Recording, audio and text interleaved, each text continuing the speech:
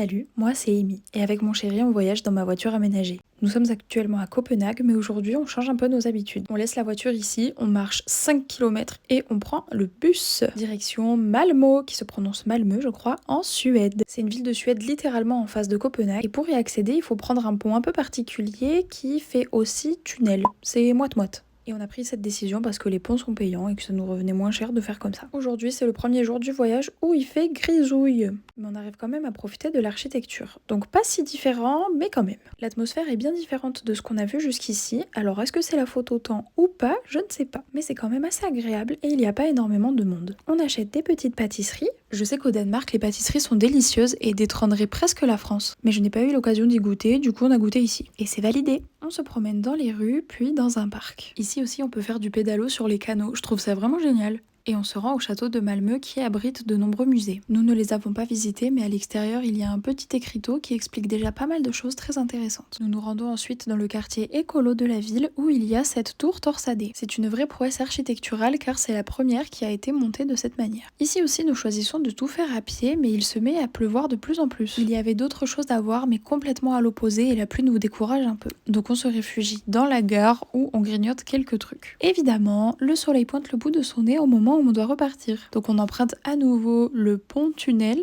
pour rejoindre Copenhague et on remarche à nouveau les 5 km pour rejoindre la voiture. Évidemment, la pluie nous a suivis. C'est clairement pas la meilleure journée de ce voyage, mais on est quand même super content d'avoir atteint notre objectif qui était d'aller en Suède. Bon, moi là, je suis hyper contente parce que j'ai vu un héron, j'en ai jamais vu d'aussi près et c'est des oiseaux qui me fascinent et en plus avec les éclairs, c'est très joli. On est super content d'arriver à la voiture et on s'emmitoufle dans des habits un peu chauds et c'est bien la première fois de ce voyage. Voilà, si vous voulez un petit aperçu de notre itinéraire jusque-là.